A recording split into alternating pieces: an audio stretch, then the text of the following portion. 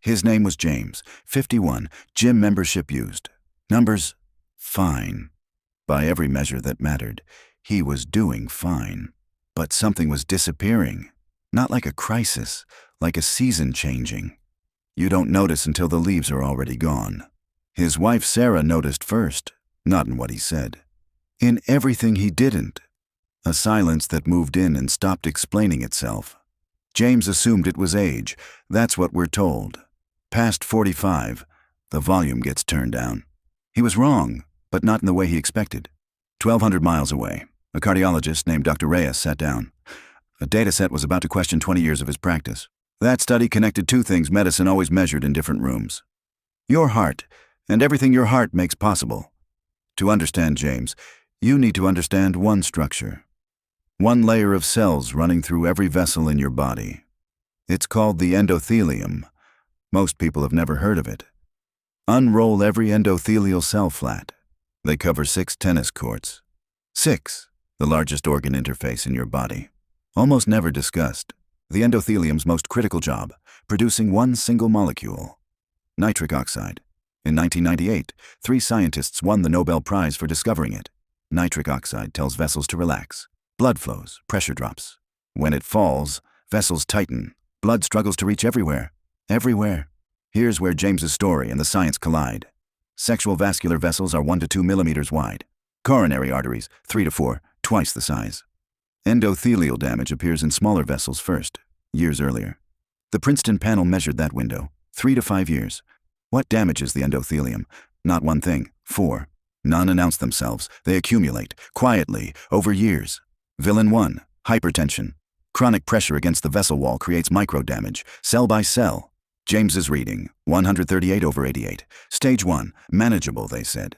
But isolation is not how biology works. Villain 2, a sedentary lifestyle. Blood moving through vessels triggers nitric oxide. No movement, no signal. The body doesn't maintain what it isn't asked to use. Villain 3, chronic psychological stress. Low-grade constant stress produces cortisol. Continuously. Cortisol suppresses endothelial function, directly. A body in permanent defense cannot simultaneously be open. Villain 4, the most underestimated one. Processed food and excess sodium degrade nitric oxide before it signals. The message never arrives. The vessel never receives the instruction. Your diet edit signals your cardiovascular system sends to itself. James had all 4. Not severely, just enough. Over enough years. His endothelium responded the only way it knows how. By producing less, signaling less, delivering less, everywhere. Dr. Reyes was looking at the same system from the other direction.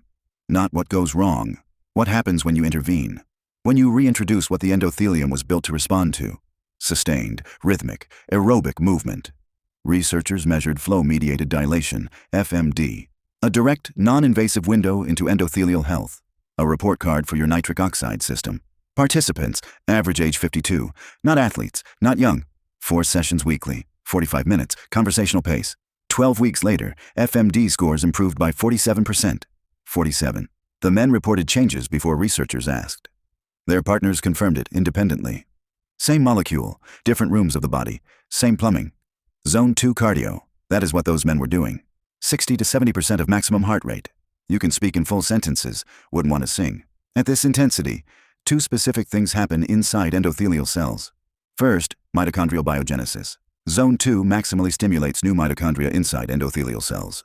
More capacity, more nitric oxide, sustained over time. Second, shear stress stimulation.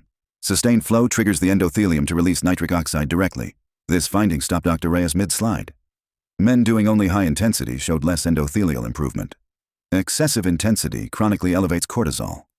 Cortisol suppresses the very function you were training to improve. The effort was partially undoing itself. Now the hormonal layer. Zone 2 reduces sex hormone binding globulin, SHBG. SHBG binds testosterone and renders it inactive. Less SHBG, more free testosterone available to your tissues. Not more produced. More of what you have, freed. Then there is sleep. Testosterone is synthesized primarily during REM sleep. 1 week of sleep restriction cut testosterone 10 to 15%. In young, healthy men. 1 week. Your hormonal reconstruction happens nightly. Give it time to finish. 8 months later, Sarah asked to come to the follow-up. Not with concerns, not with symptoms. She came to thank his physician. One man understood. His heart and his relationship were never separate. They never were. Here is what we know. The endothelium degrades under 4 conditions. It rebuilds under 4 interventions. James didn't need a new body. He needed to understand his own. Lever 1. Zone 2 cardio. 4 sessions weekly, 45 minutes, conversational pace. Endothelial adaptation begins within 2 weeks of consistent practice. Not months, 2 weeks. This is the foundation. Everything else compounds on top. Lever 2. Dietary nitrates. A second nitric oxide pathway exists, independent of endothelial health. It runs through food. It is available at every meal. 1 cup arugula, half a beetroot, small piece dark chocolate. 200 milligrams. Measurable nitric oxide increase, not a supplement, food. Lever 3. Sleep architecture. Not recovery, a hormonal and cardiovascular protocol. First 90 minutes, deep slow-wave sleep. Cellular repair begins. REM cycles follow, testosterone synthesis peaks. This is active biological reconstruction, every night, compounding. Lever 4, cortisol management. Not stress elimination, that's a fantasy. Structured measurable reduction. Heart rate variability, HRV, tracks your autonomic recovery in real time. HRV trending up means cortisol managed, endothelium recovering. Track it, not obsessively, as a compass. 4 levers, each independently evidence-based. Each targeting the endothelium from a different angle. Zone 2 stimulates it, nitrates supply it, sleep restores it. Cortisol management removes the force working against it. Together, they don't add. They multiply. Dr. Reyes flew home from Barcelona and changed one thing. Not everything, one thing. 4 Zone 2 sessions weekly. Everything else unchanged. 11 weeks, FMD improved 31%, HRV up 19%. His colleagues called it interesting. His wife called it something else. Your cardiovascular system never separated heart health from intimate health. It never divided blood by destination. We made that division. Different clinics, different specialists, different forms.